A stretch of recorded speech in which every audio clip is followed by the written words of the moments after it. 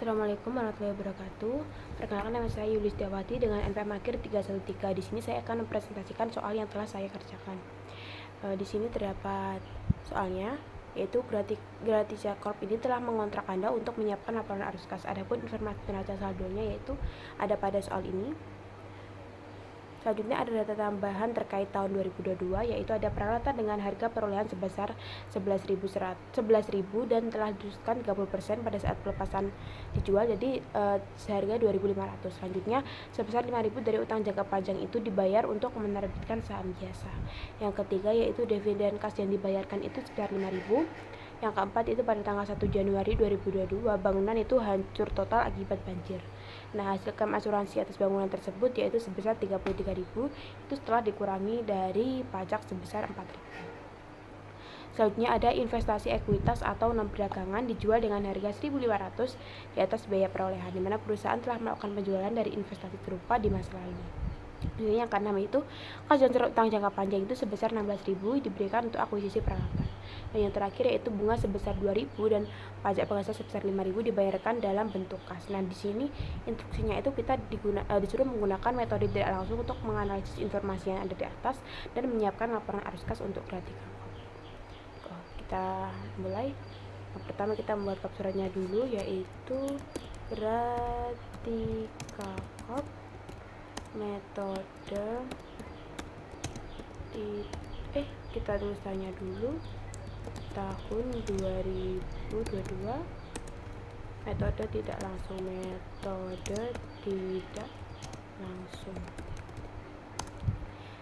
yang pertama yaitu ada arus kas dari aktivitas operasi. Nah, di sini ada 3 arus kas nantinya, yaitu arus kas dari aktivitas operasi, dari aktivitas investasi dan juga pendanaan. Yang pertama yaitu dari arus kas aktivitas operasi. Yang pertama ada laba bersih.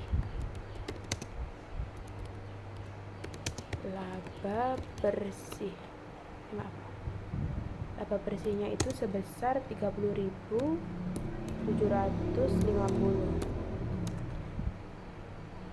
Salah penempatan.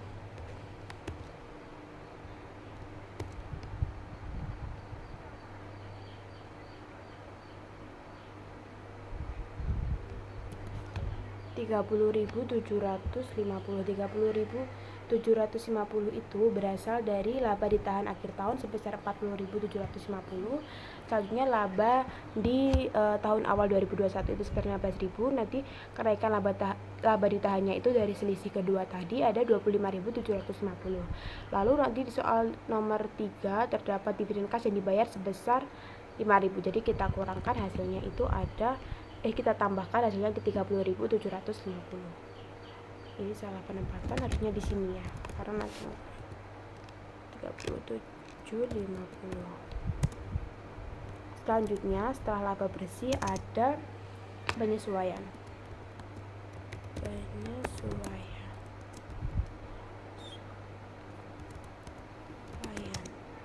Dimana penyesuaiannya itu ada yang pertama ada beban depresiasi peralatan,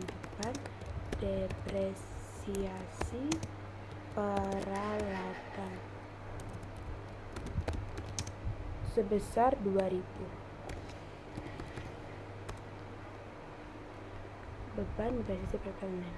Beban depresiasi peralatan ini berasal 2.000, yaitu dari akumulasi depresiasi peralatan 2022-nya nanti kan 2.000, sedangkan akumulasi depresiasi 2021-nya ini sebesar 4.500. Jadi kita cari selisihnya 4.500 dengan 2.000, jadi 2.500, jadinya ada 2.000.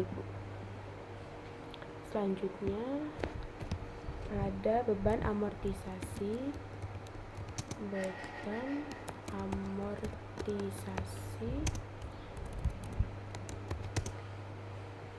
hak cipta.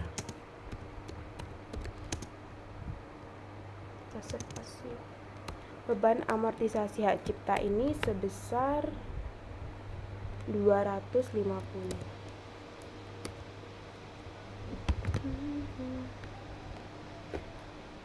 Oke.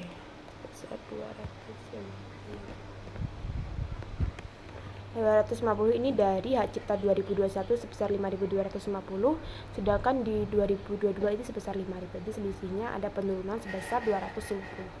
Selanjutnya ada beban amortisasi hak cipta.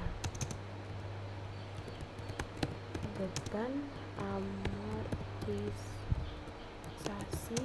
hak cipta. Beban amortisasi hak ciptanya ini sebesar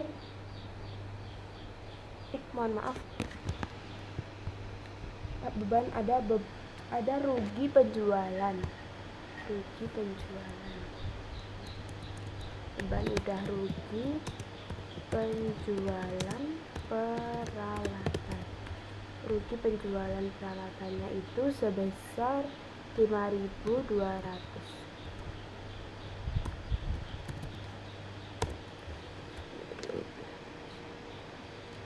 Selanjutnya ada keuntungan klaim asuransi bangunan. Keuntungan klaim asuransi bangunan. Kita kurang lebar. Keuntungan klaim asuransi bangunannya itu sebesar 9.250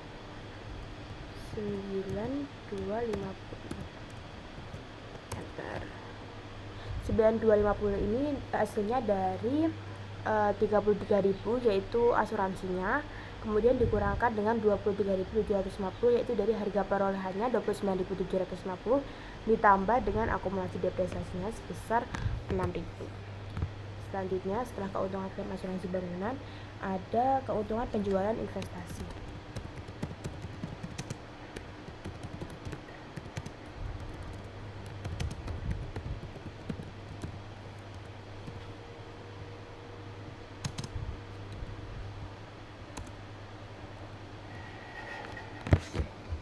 Keuntungan penjualan investasinya ini 1.500.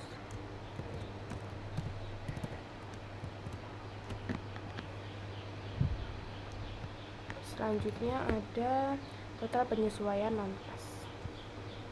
Total penyesuaian non-kas sama dengan sum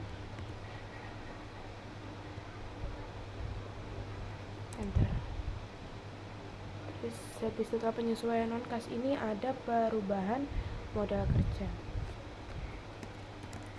Perubahan modal kerja.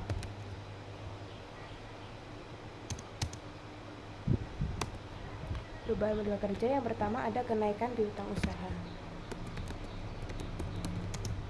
Kenaikan piutang usaha.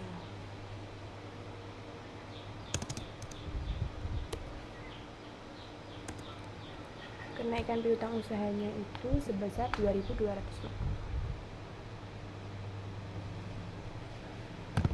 Kenaikan piutang usaha sebesar 2.250. Selanjutnya ada kenaikan persediaan.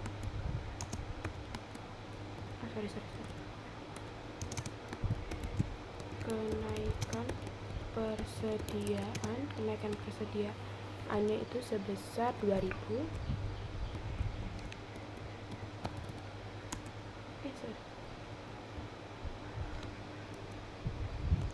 Kenaikan sebesar 2.000. Selanjutnya ada kenaikan utang usaha.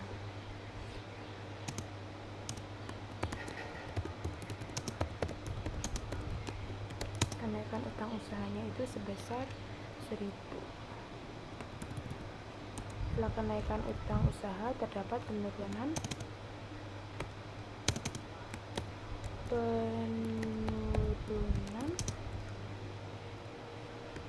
cadangan kerugian piutang. Penurunan cadangan piutang ini sebesar 1.500.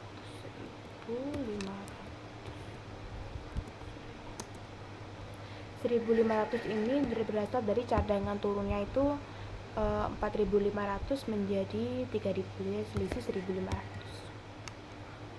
Selanjutnya ada total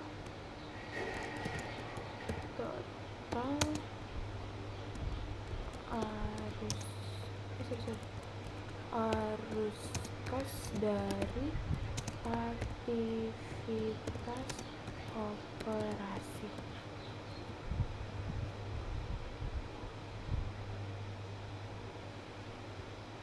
Sebesar 28.007.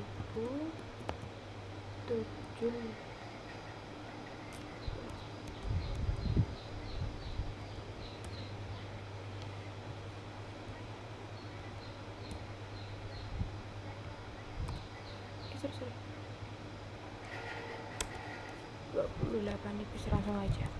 28.700. Kita total dulu dari perubahan modal kerjanya. Total baru aktivitas, perubahan modal kerja. Dengan sum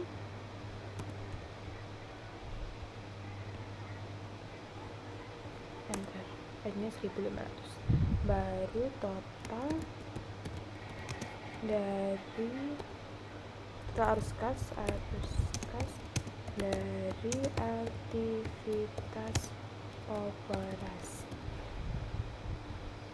itu sebesar 28.760. Setelah arus kas tes operasi, selanjutnya ada arus kas dari aktivitas investasi. Arus kas dari aktivitas investasi. Arus kas investasi ini yang pertama ada penjualan peralatan.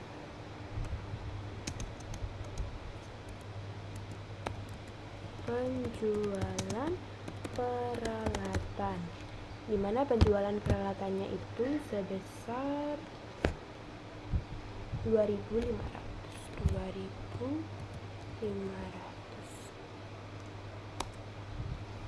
Ya, untuk kedua yaitu ada penjualan investasi ekuitas. Penjualan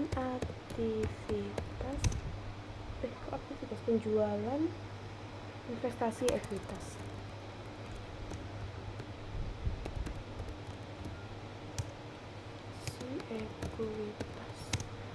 Penjualan investasi ekuitas sebesar 4.500.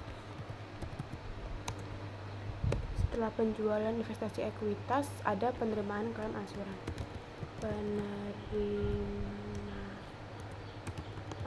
klaim asuransi sebesar 33.000. Kita 33.000. Terus ada total arus kas dari aktivitas investasi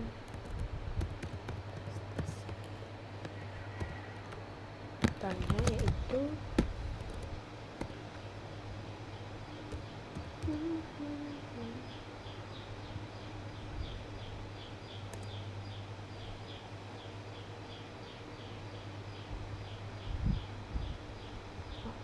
sebelum ini ada yang ketinggalan satu, yaitu dari pembelian peralatannya belum saya tulis. Pembelian peralatan sebesar 16.000. Baru total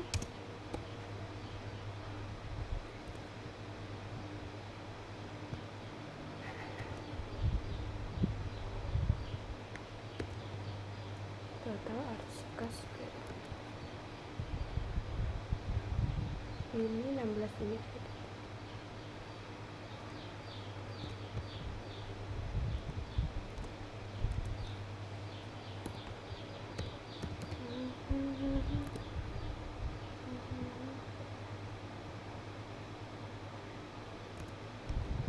sebesar 24.000. Selanjutnya ada arus kas dari pendanaan.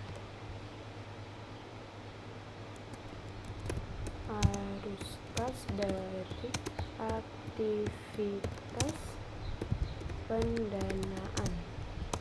Arus kas dari aktivitas pendanaan ini terdapat penerbitan saham biasa,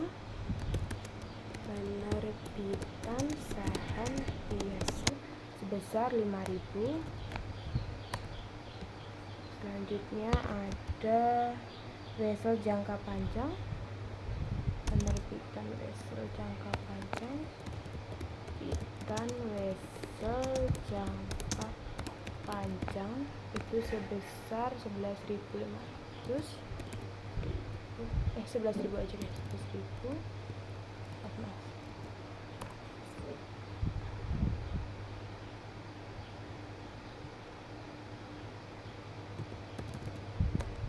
11.000. Setelah itu ada pembayaran dividen kas.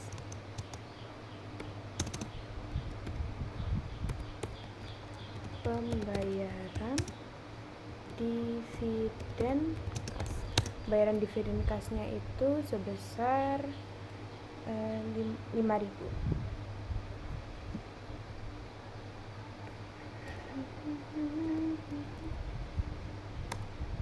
Setelah itu ada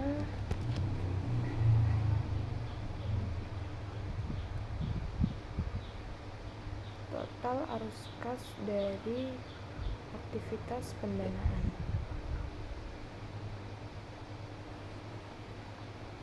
Ada penerbitan itu jangka panjang, terus ada total arus kas. Total arus kas dari aktivitas pendanaan yaitu sebesar 11.000.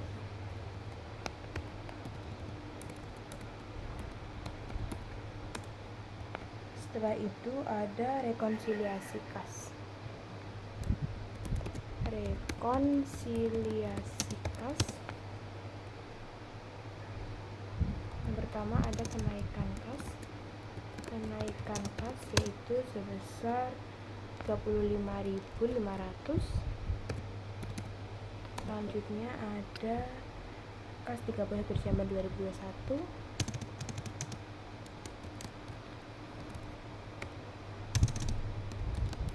Kas 31 Desember 2021 yaitu sebesar 23.000.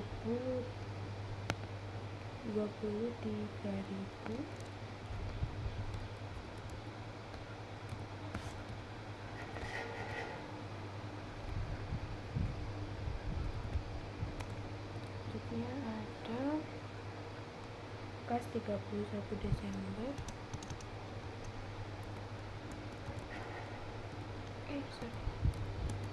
kas 31 Desember 2022 itu sebesar 58.500.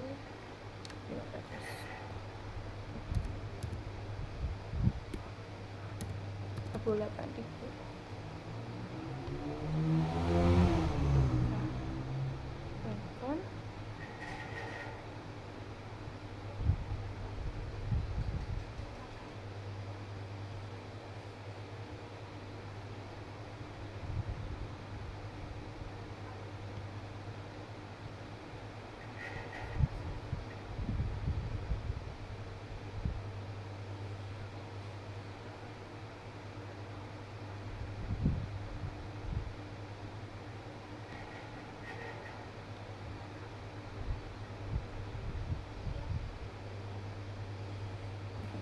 Sekian presentasi dari pemaparan soal saya. Dilanjutkan dengan soal nomor 2 setelah dikompilasi.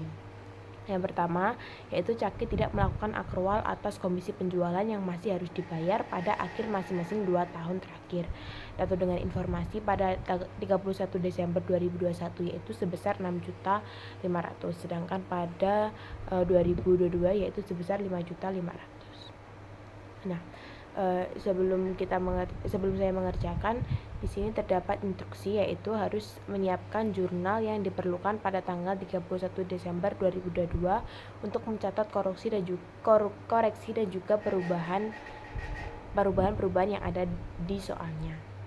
Nah, bukunya ini masih terbuka untuk tahun 2022 dan juga tarif penghasilan pajaknya itu yaitu sebesar 40%. Caki ini juga belum mengungkapkan beban pajak penghasilan dan jumlah pajak terutang tahun 2022 sehingga dampak pajak tersebut masih berjalan dan dapat diabaikan. Nah, untuk dampak pajak tahun-tahun sebelumnya itu harus dipertimbangkan pada butir keempat. Nantinya akan saya kerjakan di butir keempat. Oke, soal yang kedua yaitu Caki Group.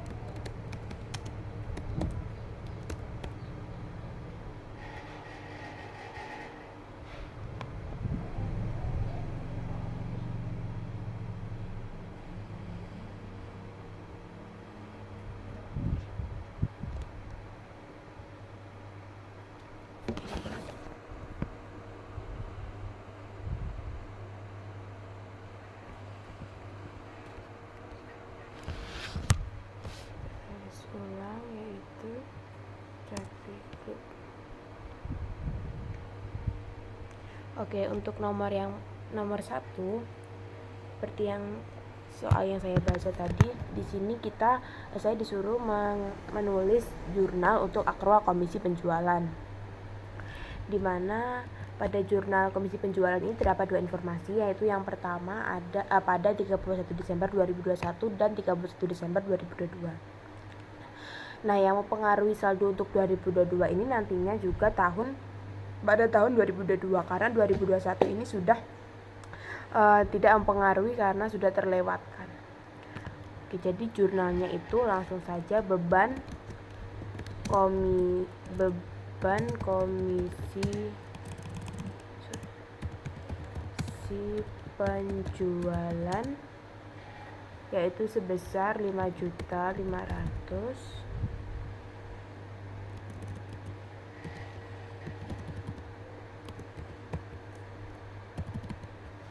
Selanjutnya untuk di kreditnya itu ada utang komisi penjualan sebesar 5.500.000. Selanjutnya untuk nomor yang kedua, soalnya yaitu dalam meninjau persediaan per 31 Desember 2022, Caki ini menemukan bahwa terdapat kesalahan dalam prosedur pencatatan persediaan yang telah menyebabkan jumlah persediaan selama 3 tahun terakhirnya itu tidak benar.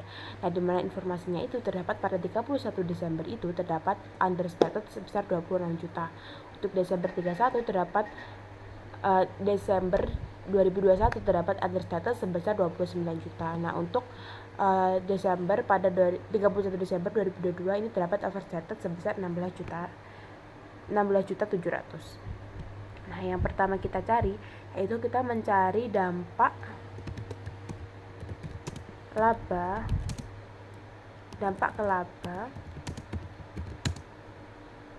di tahap awal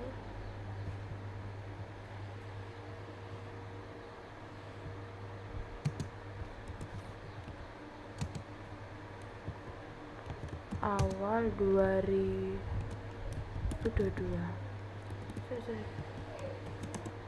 Lah, untuk mencari dampak laba ditahan di awal,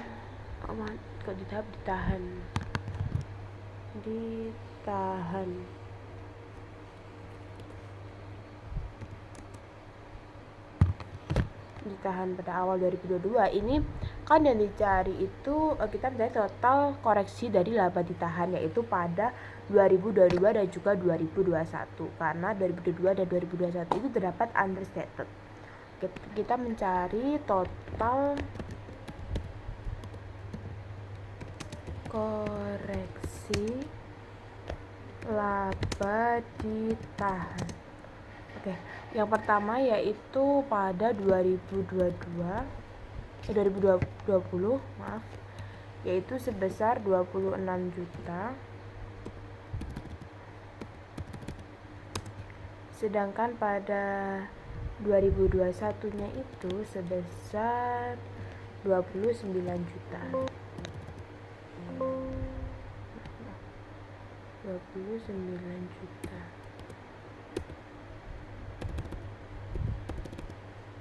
Kita mencari totalnya ini. Ya, aku.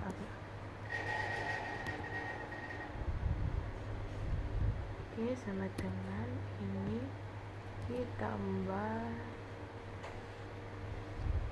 ini totalnya yaitu sebesar 55 juta. Kita tulis dulu total. Setelah mencari total, kita mencari koreksi persediaan 2022.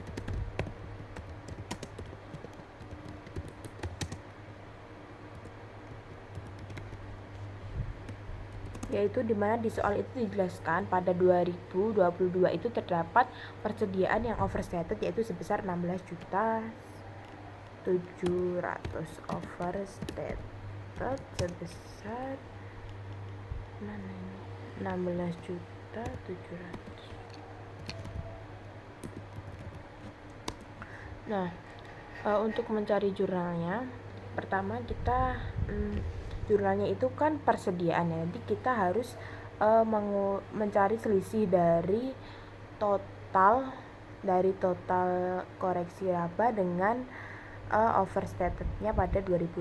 Kita cari dulu selisih yaitu sama dengan ini dikurangi total ini dikurangi ini total ini harusnya di sini.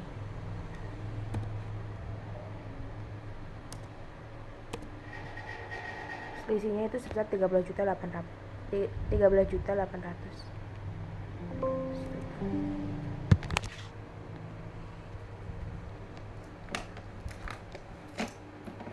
Baterainya mau.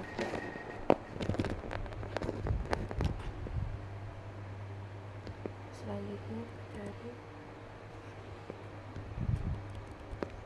total. Oke, jadi jurnalnya itu ada persediaan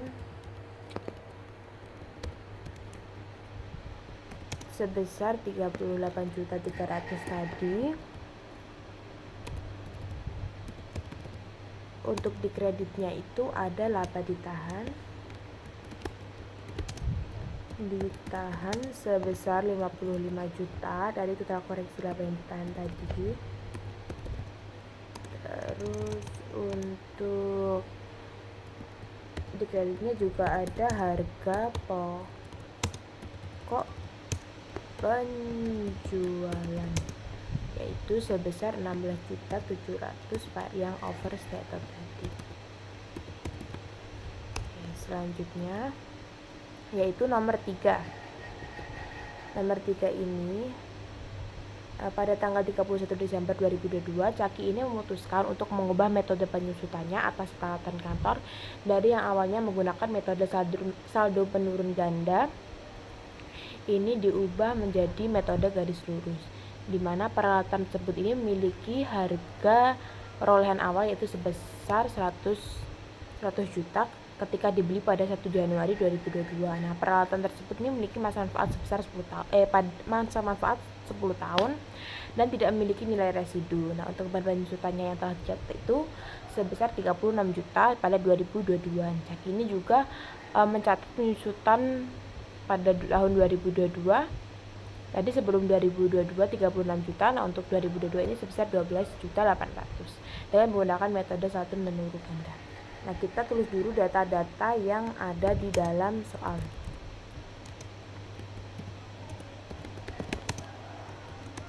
Pertama yaitu ada harga perolehan sebesar 100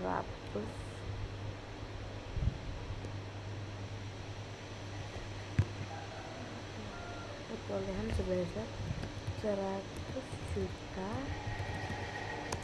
untuk umur manfaatnya 10 tahun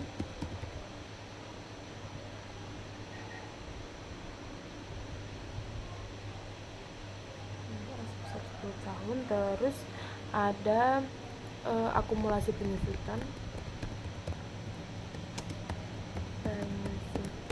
itu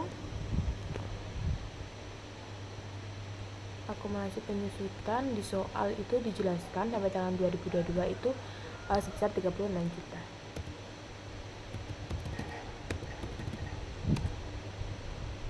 Setelah itu kita mencari nilai buku per 1 Januari 2022. Nilai buku per 1 Januari 2022. Oke, untuk mencari nilai buku per 1 Januari 2022 itu dari harga perolehan sebesar 100 juta itu dikurangi dengan akumulasi penyusutannya sebesar 36 juta. Kita kurangkan 1 juta, kita kurang sama dengan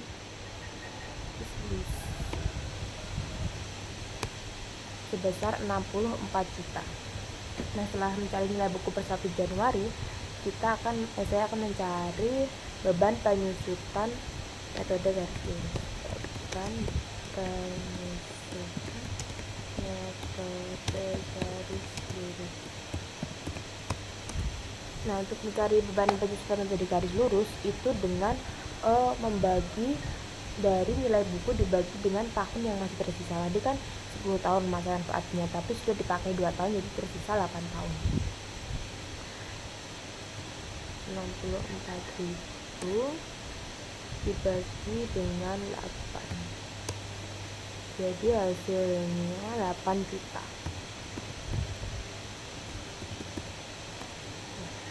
Setelah itu beban yang sudah dicatat tadi kan sebesar 12.800.000. Nah, 12.800.000 ini dikurangi dengan 8 juta ini, nanti akhirnya beban yang terlalu besar dicatat itu sebesar 4.800.000. Kita tulis dulu beban yang sudah dicatat sebesar 12 juta ya kan. Jadi kita mencari selisihnya itu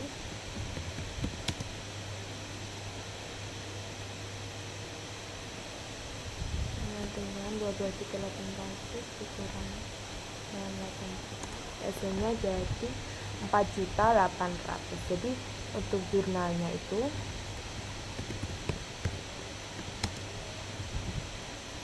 ada akumulasi penyusutan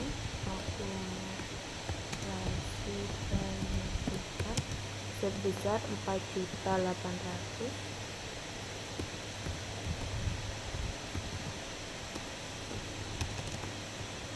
Selanjutnya untuk akumulasi penyusutan itu di debit, selanjutnya di kreditnya itu ada beban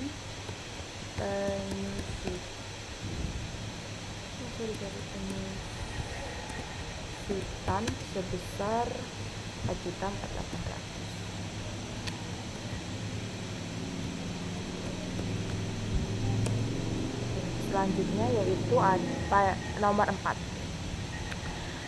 Soal di nomor 4 ini sebelum tahun 2022 Caki ini mencatat pendapatan dari kontrak konstruksi jangka panjang dengan metode pemulihan biaya. Jadi awalnya ini menggunakan metode pemulihan biaya atau cost recovery basis. Nah, pada awal 2022 Caki ini mengubah metode pencatatannya itu menggunakan metode presentasi penyelesaian atau pre-tax of completion basis. Nah, tujuannya tersebut untuk tujuan akuntansi. Namun untuk tujuan perpajakan Caki ini tetap menggunakan metode pemulihan biaya. Pendapatan tahun 2002 ini telah dicatat dengan menggunakan metode presentase penyelesaian. Nah, terdapat informasi pada prior to 2022 di pre-tax itu sebesar 150 juta dan di cost recovery sebesar 105 juta. Nah, untuk 2022 itu sebesar 60 juta di pre-tax. Nah, untuk di cost recovery itu 20 juta. Kita tulis dulu informasi ini. Prior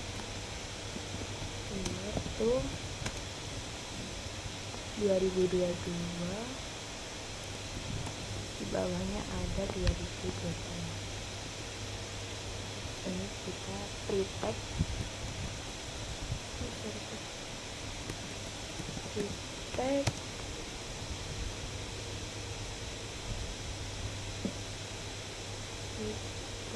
of compulation. Terus di sebelahnya ada cost recovery.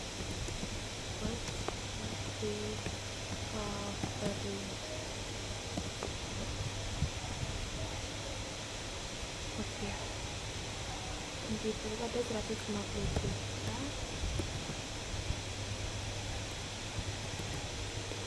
Ini itu 105 juta. 2022 nya ini ada 60 juta, ada 20 juta.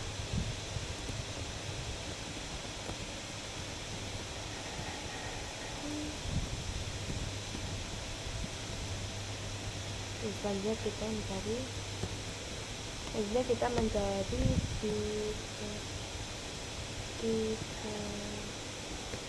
dimana ini adalah selisih dari pre-tax compilation dan juga cost recovery. Kita mencari selisihnya. Ini juga kita cari selisihnya.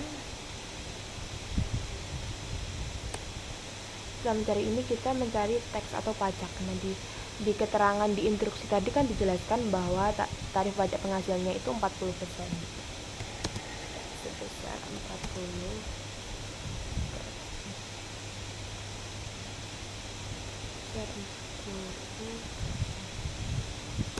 Jadi kita kalikan di selisihnya dikalikan dengan 40%.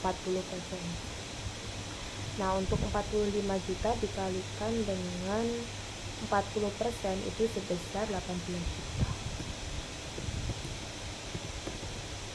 Untuk 40 juta dikalikan 40% itu sebesar 16 juta.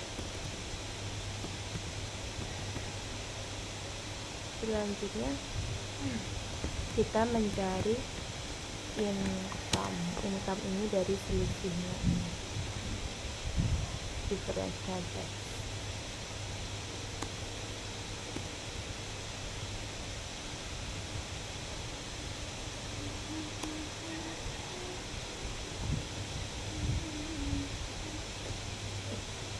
Bentar ya.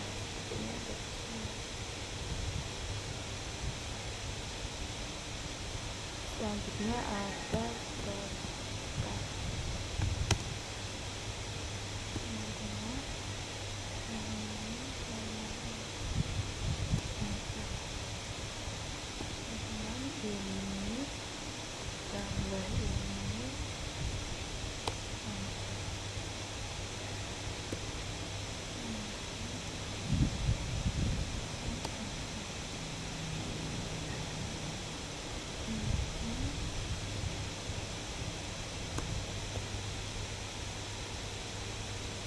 selanjutnya ini sudah untuk income tadi dari diverage dikurangi dengan pajaknya. Selanjutnya untuk jurnalnya ada contribution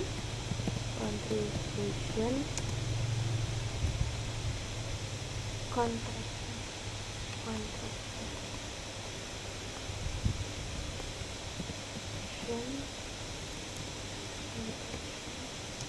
in process itu sebesar 85 juta. Selanjutnya di sini ada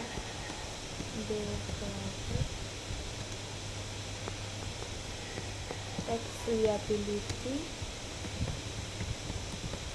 sebesar 44. Selanjutnya ada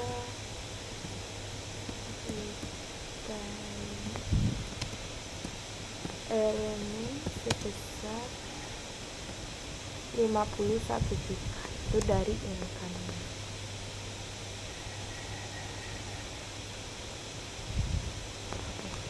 Sekian pemaparan dari soal yang sudah saya kerjakan. Kurang lebihnya mohon maaf. Wassalamualaikum warahmatullahi wabarakatuh.